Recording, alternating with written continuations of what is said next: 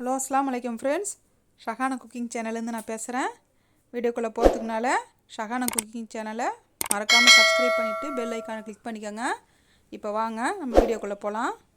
இன்றைக்கி பார்த்தீங்கன்னா மொச்சையும் கருவாடையும் கத்திரிக்காயும் வச்சு ஒரு கருவாட்டு குழம்பு தான் நம்ம கிராமத்து ஸ்டைலில் செய்ய போகிறோம். இது எப்படி செய்யறதுன்னு நம்ம பார்க்கலாம். ரொம்ப டேஸ்ட்டாக நம்ம எப்படி வீட்டில் ரெடி பண்ணுறதுன்னு நான் பார்க்கலாம். இப்போ வாங்க இதுக்கு தேவையான சாமானை நம்ம பார்ப்போம். இப்போ பார்த்தீங்கன்னா நான் வாழைக்கருவாடு தான் எடுத்திருக்கேன். வாழைக்கருவாடு பார்த்தீங்கன்னா நான் ஒரு 10லேருந்து 12 பீஸ் எடுத்திருக்கேன். இதை சுடு தண்ணிலாம் போட்டு கழுவாதீங்க. நல்லா நம்ம டேப் வாட்டர்லேயே ஒரு 1/2 hour நல்லா ஊற வச்சிட்டிங்கன்னா அதில் இருக்கிற அழுக்கெல்லாம் க்ளீன் ஆகிடும். அதுக்கப்புறம் நம்ம ஒரு 4-5 டைமு இந்த மாதிரி நல்லா க்ளீனாக வாஷ் பண்ணி வச்சுட்டா க்ளீன் ஆகிடும். சுடு தண்ணியில் போட்டிங்கன்னா கருவாடோடைய டேஸ்ட்டே மாறிடும். இப்போ பாருங்கள், இந்த அளவுக்கு நான் க்ளீன் பண்ணி எடுத்திருக்கேன். கத்திரிக்காய் எடுத்திருக்கேன். கத்திரிக்காய் பார்த்திங்கன்னா நான் இந்த நீட்டு கத்திரிக்காய் தான் எடுத்திருக்கேன். 1/4 கிலோ எடுத்து அதை நல்லா இந்த மாதிரி கட் பண்ணி 2-3 டைம் வாஷ் பண்ணிவிட்டு இந்த மாதிரி தண்ணியில் போட்டு வச்சுக்கோங்க. அப்போ தான் கருத்து போகாது கத்திரிக்காய். நான் ஒரு 1/4 கிலோ எடுத்திருக்கேன் ஃப்ரெண்ட்ஸ். அடுத்ததாக இதுக்கு தேவையான அளவு சின்ன வெங்காயம் பார்த்திங்கன்னா நான் 1/4 கிலோ எடுத்திருக்கேன். இந்த மாதிரி நம்ம வெங்காயம் தக்காளி அதிகமாக போட்டு செஞ்சோம்னா கருவாட்டு குழம்பு நல்ல டேஸ்ட்டாக இருக்கும். இப்போ பாருங்கள், இந்த சின்ன வெங்காயத்தை எடுத்து நான் கட் பண்ணலை, தோலை நல்லா உரிச்சிட்டு நல்லா ஒரு சின்ன உரலில் நல்லா இடித்து எடுத்து வச்சுருக்கிறேன். இந்த மாதிரி இடித்து செய்யும்போது அந்த குழம்பு நல்ல ஒரு டேஸ்ட்டாக இருக்கும். அதனால் நான் இடித்து தான் வச்சுருக்கேன். அதே மாதிரி பூண்டியும் நான் ஒரு 10 பல்லுக்கு எடுத்து தோலை உரிச்சிட்டு பாருங்கள், இந்த அளவுக்கு நல்லா ஒரு உரலை எடுத்து நம்ம இடித்து வச்சுக்கலாம். இந்த மாதிரி கட் பண்ணி போகிறதோடு இடித்து போட்டோம்னா ஃப்ளேவர் நல்லாயிருக்கும். ஃப்ரெஷ்ஷான கொத்தமல்லி இலை, கருவேப்பிலை, தக்காளி பார்த்திங்கன்னா நான் ஒரு 4 தக்காளி மீடியம் சைஸ் தக்காளி எடுத்து வாஷ் பண்ணிவிட்டு இந்த மாதிரி நல்லா பழமாக எடுத்து கட் பண்ணி வச்சுக்கோங்க. குழம்பு நல்ல ஒரு டேஸ்ட்டாக இருக்கும். அந்த மாதிரி பழமாக எடுத்து நம்ம செஞ்சோம்னா. புளி பார்த்திங்கன்னா நான் ஒரு பெரிய லெமன் சைஸுங்க, நல்லா கெட்டியாக பிடிச்சா எந்த அளவுக்கு இருக்குமோ அந்த அளவுக்கு புளி எடுத்து நல்லா வாஷ் பண்ணிவிட்டு ஒரு 1/2 மணி நேரம் ஊற வச்சு அந்த தண்ணியை எடுத்து நான் பிழிஞ்சு வச்சுருக்கேன். அடுத்ததாக இதுக்கு தேவையான அளவு தேங்காய் பால் பார்த்திங்கன்னா நான் ஃபஸ்ட்டு பால் செகண்ட் பால் ரெண்டுத்தையும் எடுத்து பால் பிழிஞ்சு எடுத்து வச்சுருக்கிறேன். இதுக்கு பார்த்திங்கன்னா தேவையான அளவு மொச்சை. இதை நான் நைட்டே ஊற வச்சுட்டேன். நல்லா ஒரு 8 மணி நேரத்துக்கு ஊறிடுச்சு. பாருங்கள், இந்த அளவுக்கு நான் ஊற வச்சுருக்கிறேன். இதை நம்ம தனியாக வேக வைக்க தேவையில்லை, நம்ம குழம்புலே சேர்த்துக்கலாம். நல்ல தண்ணியில் ஊற வச்சுட்டு இது மாதிரி நான் எடுத்து ரெடி பண்ணி வச்சுருக்கிறேன். 100 கிராம் எடுத்துருக்கிறேன் மொச்சை. அடுத்ததாக வெந்தயம், மஞ்சள் தூள், தனி மிளகாத்தூள், சீரகம், குழம்பு மிளகாய்த்தூள் ஃப்ரெண்ட்ஸ். இது எல்லாமே நான் வீட்டிலே சேர்த்து அரைக்கிறேன். மல்லித்தூள்லாம் நான் தனியாக சேர்க்கலை, இதுலேயே நான் மல்லியெலாம் சேர்த்து அரைச்சதுனால நான் குழம்பு தூள் ரெடி பண்ணி வச்சுருக்கிறேன். தாளிக்கிறதுக்கு தேவையான அளவு கடுகு, நான் கல் உப்பு தான் எடுத்துருக்கிறேன், சால்ட் எடுக்கலை, நான் கல் உப்பு தான் எடுத்துருக்கிறேன். இதுக்கு பார்த்திங்கன்னா வெந்தயத்தூளுங்க, வெந்தயத்தை வறுத்து இந்த மாதிரி பவுட்ரு பண்ணி ரெடி பண்ணி வச்சுருக்கிறேன். இந்த கருவாட்டு குழம்புக்கு நல்ல ஒரு ஃப்ளேவர் கொடுக்கும், அதனால் வெந்தயத்தூள் யூஸ் பண்ணிக்கிறேன். பாருங்கள், நான் எல்லாத்தையும் எடுத்து நல்லா வாஷ் பண்ணி ரெடி பண்ணி கட் பண்ணி வச்சுக்கலாம். இதே அளவுகளோட நீங்களும் ரெடி பண்ணி வச்சுக்கோங்க. இப்போ வாங்க ஃப்ரெண்ட்ஸ், இது எப்படி செய்யுதுன்னு பார்க்கலாம். ஸ்டவ் ஆன் பண்ணி இந்த மாதிரி ஒரு அகலமான மண் சட்டி வச்சுக்கோங்க. சட்டி நல்லா சூடானதும் நல்லெண்ணெய் ஊற்றிக்கோங்க. நான் நல்லெண்ணெய் ஒரு 150 கிராம் ஊற்றிருக்கேன். நம்ம நல்லெண்ணெயில் செய்யும்போது கருவாட்டு குழம்பு நல்ல ஒரு டேஸ்ட்டாக இருக்கும். அதனால் நம்ம மண் சட்டியில் தான் செய்ய போகிறோம். இப்போ பார்த்திங்கன்னா எண்ணெய் நல்லா சூடாயிடுச்சு. இப்போ பார்த்திங்கன்னா நான் ஒரு 1/2 ஸ்பூன் கடுகு போட்டுக்கிறேன், 1/4 ஸ்பூன் வெந்தயம். ஏன்னா நம்ம வெந்தய பவுடரும் போடுறதுனால நான் 1/4 ஸ்பூன் மட்டும் வெந்தயம் போட்டுக்கிறேன். சீரகம் பார்த்திங்கன்னா ஒரு ஸ்பூனுக்கு நான் போட்டுக்கிறேன். இப்போ இதெல்லாம் நல்லா இந்த எண்ணெயில் பொரியட்டும். இந்த மாதிரி நல்லா பொரிஞ்சு வந்ததும் நம்ம எடுத்து வச்சுருக்கிற பூண்டை போட்டுக்கலாம். பூண்டு பாருங்கள், இந்த மாதிரி ஒன்றும் பாதியமாக நல்லா தட்டி எடுத்துக்கோங்க. இந்த மாதிரி தட்டி சேர்க்கும்போது குழம்பு நல்ல ஒரு டேஸ்ட்டாக கிடைக்கும்.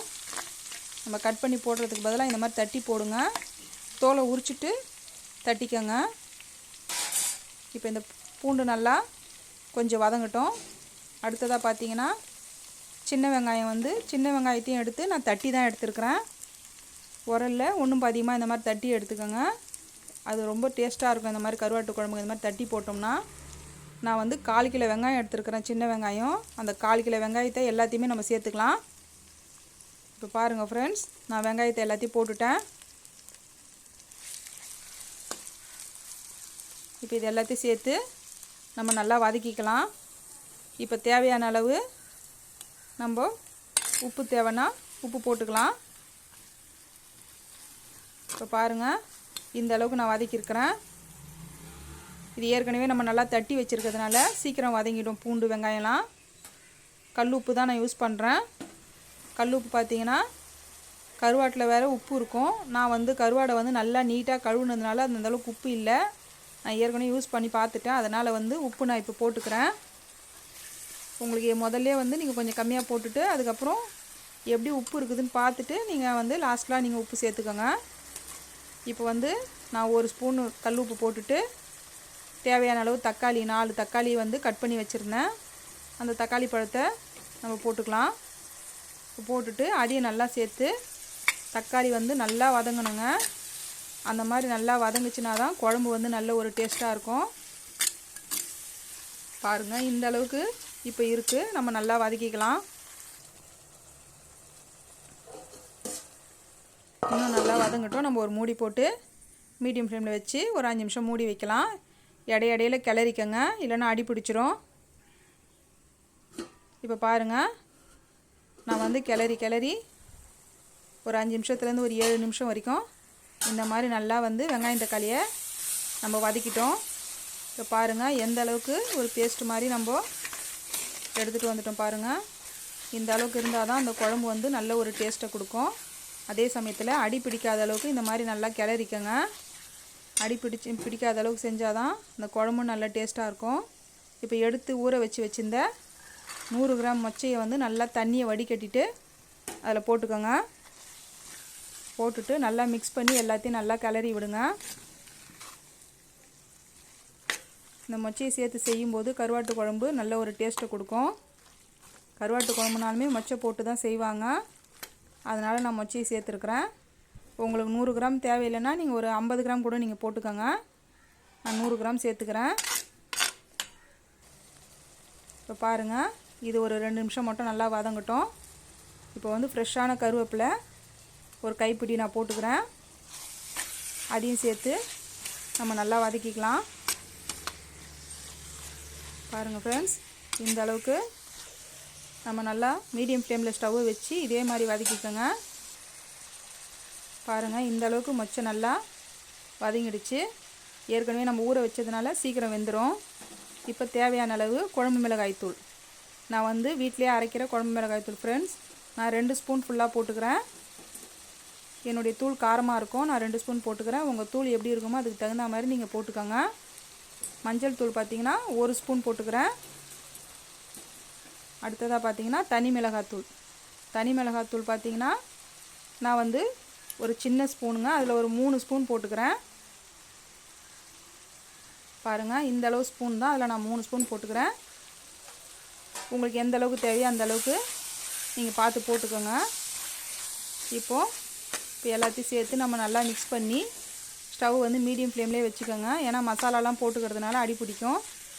மீடியம் ஃப்ளேம்லேயே வச்சு நல்லா இந்த மாதிரி வதக்கி விடுங்க. இப்போ பாருங்கள், நல்லா மொச்சை நல்லா வதங்கிடுச்சு. இப்போ நம்ம கட் பண்ணி வச்சுருந்த 1/4 கிலோ கத்திரிக்காவை நம்ம போட்டுக்கலாம். கத்திரிக்காய் முதலே போட்டோம்னா நம்ம இந்த மாதிரி சின்ன சின்னதாக கட் பண்ணதுனால மெலிசாக இருக்கிறதுனால சீக்கிரம் கத்திரிக்காய் வெந்துடும். அதனால் மொச்சையெல்லாம் நல்லா வதக்கிட்டு இந்த மாதிரி கத்திரிக்காவை சேர்த்துக்கோங்க. சேர்த்து நல்லா மிக்ஸ் பண்ணி மீடியம் ஃப்ளேமில் வச்சு நல்லா வதக்கிக்கோங்க. இந்த கத்திரிக்காயும் நல்ல ஒரு டேஸ்ட்டை கொடுக்கும் கருவாட்டு குழம்புக்கு. இப்போ பார்த்தீங்கன்னா நான் வந்து ஒரு 3 டம்ளர் அளவுக்கு தண்ணி ஊற்றிக்கிறேன். இப்போ இந்த மொச்சை கத்திரிக்காய் எல்லாம் சேர்ந்து நல்லா கரெக்டாக வெந்து வர அளவுக்கு நம்ம வேக வச்சுக்கலாம். இப்போ பாருங்கள், நான் எல்லாத்தையும் மிக்ஸ் பண்ணிட்டேன். மிக்ஸ் பண்ணி தண்ணி ஊற்றிட்டேன். நீங்கள் இந்த கத்திரிக்காய்னு இல்லைங்க, முருங்கைக்காய் போடலாம், உருளைக்கிழங்கு போடலாம், கருணக்கிழங்கு போடலாம். இந்த மாதிரி எந்த காய் இருக்கோ எல்லா காயும் சேர்த்தும் நம்ம செய்யலாம் கருவாட்டு குழம்புக்கு. அதுவும் இன்னும் நல்ல டேஸ்ட்டை கொடுக்கும். எப்போ செஞ்சாலும் கருவாட்டு குழம்பு மீன் குழம்புலாம் இந்த மாதிரி மண்சட்டியில் வச்சுக்கோங்க. அந்த மாதிரி நம்ம மண்சட்டியில் செய்யும்போது டேஸ்ட்டு சூப்பராக இருக்கும். இப்போ பாருங்கள் ஃப்ரெண்ட்ஸ், கத்திரிக்காய் மொச்சை எல்லாம் நல்லா இந்த அளவுக்கு வெந்து வந்திருக்கு. இப்போ பாருங்கள், நல்லா வந்து குழம்பும் நல்லா திக்காக இருக்குது. இப்போ நம்ம இதில் புளி தண்ணி தேங்காய் எதுவுமே சேர்க்கலை. இப்போ இதெல்லாம் சேர்த்ததும் குழம்பு வந்து நல்ல ஒரு மீடியமான கன்சிஸ்டன்சிக்கு வந்துடும். இப்போ பாருங்கள், இந்த அளவுக்கு நான் வந்து புளி தண்ணியை ஊற்றிட்டேன். ஊற்றி ஒரு கரண்டியில் மிக்ஸ் பண்ணிவிட்டு ஒரு 5 நிமிஷம் மட்டும் இந்த மாதிரி கொதிக்க வச்சுக்கோங்க. இப்போ பாருங்கள், ஏற்கனவே காயெல்லாம் வந்து நல்லா வெந்திருக்கிறதுனால அது சீக்கிரம் கொதிச்சிரும். இப்போ வந்து தேங்காய் பால் பார்த்திங்கன்னா நான் முதல் பால் 2வது பால் எடுத்து நல்லா பாலை பிழிஞ்சு எடுத்து வச்சுருக்கிறேன். உங்களுக்கு அப்படி தேங்காய் பால் தேவையில்லைன்னா நீங்கள் ஸ்கிப் பண்ணிக்கோங்க. தேங்காய் பால் நான் ஊற்றிருக்கிறேன். நம்ம தேங்காவை அரைச்சி செய்கிறத விட இந்த மாதிரி தேங்காய் பால் ஊற்றி செய்யும்போது குழம்பு வந்து ரொம்ப டேஸ்ட்டாக இருக்கும். இப்போ பாருங்கள், தேங்காய் பாலும் நான் ஊற்றி நல்லா மிக்ஸ் பண்ணிவிட்டு கிளறி இந்த மாதிரி ஒரு கொஞ்ச நேரம் மட்டும் நம்ம வச்சுக்கலாம். ஒரு 1 நிமிஷத்தில் 2 நிமிஷம் மட்டும் வச்சா போதும். இப்போ வந்து எனக்கு உப்பு கொஞ்சம் கம்மியாக இருக்குது. அதனால் வந்து நான் ஒரு 1/2 ஸ்பூனுக்கு உப்பு போட்டுக்கிறேன். உங்களுக்கு உப்பு எந்த அளவுக்கு தேவையோ அந்த அளவுக்கு செக் பண்ணிவிட்டு கடைசியாக நீங்கள் பார்த்து போட்டுக்கோங்க. இப்போ பார்த்தீங்கன்னா நான் கருவாடு போட போகிறேன். கருவாடு வந்து நல்லா வாஷ் பண்ணிக்கோங்க. சுடு தண்ணியில் போட்டு நீங்கள் வாஷ் பண்ணிங்கன்னா அதோடைய டேஸ்ட்டு சுத்தமாக மாறிடும். இந்த மாதிரி நீங்கள் நார்மல் தண்ணியிலே நல்லா ஊற வச்சுட்டு அதுக்கப்புறம் நீங்கள் ஒரு 1/2 மணி நேரம் கழித்து நல்லா கையால் அந்த இதெல்லாம் நல்லா க்ளீன் பண்ணி கழுவிட்டிங்கன்னா நல்லா க்ளீனாகிடும். அதுக்கப்புறம் ஒரு 5-6 தண்ணிக்கு நல்லா நம்ம வாஷ் பண்ணிவிட்டு இந்த மாதிரி நம்ம எடுத்து ரெடி பண்ணி வச்சுட்டு செய்யலாம் ஃப்ரெண்ட்ஸ். இப்போ பாருங்கள், நான் எடுத்து வச்சுருந்தேன் ஒரு 10-12 பீஸ் கருவாடு. அது எல்லாத்தையும் நான் வாழை கருவாடு தான் எடுத்தேன். உங்களுக்கு வாழை கருவாடுன்னு இல்லைங்க, நெத்திலி கருவாடு இருந்தால் கூட நெத்திலி கருவாடில் செய்யலாம். வேறு எதுனா நீங்கள் கருவாடு வஞ்சரம் கருவாடு வேறு எந்த கருவாடு இருந்தாலும் அதுலேயும் இதே மெத்தடில் நீங்கள் ட்ரை பண்ணி பாருங்கள். இப்போ பாருங்கள், கருவாடு போட்டுட்டு ரொம்ப நேரம் வந்து நம்ம வேக வைக்க தேவையில்லை. இப்போ பார்த்தீங்கன்னா ஃபைனலாக நான் வந்து வெந்தயத்தூள் வந்து ரெடி பண்ணி வச்சுருக்கிறேன். இதில் பார்த்தீங்கன்னா ஒரு 1/2 ஸ்பூன் மட்டும் நம்ம போட்டுக்கலாம். ஏன்னா ஏற்கனவே நம்ம வெந்தயம் வந்து ஒரு 1/4 ஸ்பூனுக்கு போட்டு நம்ம தாளிச்சிட்டோம். இது வந்து நம்ம இறக்கும்போது இந்த மாதிரி வெந்தயத்தூள் ஒரு 1/4 ஸ்பூன் போட்டுட்டு ஃப்ரெஷ்ஷான கொத்தமல்லி இலையை கொஞ்சம் தூவிட்டு நம்ம வந்து ஸ்டவ் ஆஃப் பண்ணிக்கலாம். இப்போ பாருங்கள், அவ்வளோ ஒரு மணமான முறையில் வந்து கருவாட்டு குழம்பு நம்மளுக்கு ரெடி ஆகிடுச்சு. வாசனை அந்த அளவுக்கு இருக்குதுங்க. இப்போ வந்து நம்ம ஸ்டவ் ஆஃப் பண்ணிக்கலாம். பாருங்கள் ஃப்ரெண்ட்ஸ், இந்த அளவுக்கு நல்லா கத்திரிக்காய் மொச்சை கருவாடு எல்லாமே நல்லா கரெக்டாக வெந்து வந்திருக்கு. கருவாடும் நம்மளுக்கு உடையில குழையில நல்லா மீடியமாக நம்ம வேக வச்சிட்டோம். பாருங்கள், இந்த அளவுக்கு குழம்பும் நல்லா திக்காயிடுச்சு. நம்ம முதல்ல தண்ணி ஊற்றும்போது புளியெலாம் ஊற்றும்போது கொஞ்சம் தண்ணியாக இருந்தது. இப்போ நல்லா திக்காயிட்டு வருது. இன்னும் இது ஆறும்போது இன்னும் நல்லா திக்காயிடும். இப்போது எல்லாத்தையும் நம்ம நல்லா இந்த மாதிரி ஒரு வாட்டி மிக்ஸ் பண்ணிவிட்டு நம்ம வந்து ஸ்டவ் ஆஃப் பண்ணிக்கலாம்.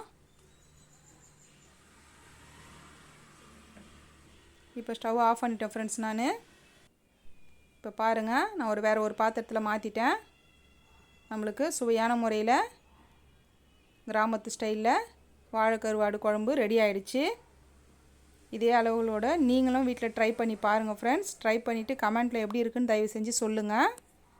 இந்த வீடியோ உங்களுக்கு பிடிச்சிருந்தா லைக் பண்ணுங்கள், ஷேர் பண்ணுங்கள், சப்ஸ்கிரைப் பண்ணுங்கள், மறக்காமல் கமெண்ட் பண்ணுங்கள் ஃப்ரெண்ட்ஸ்.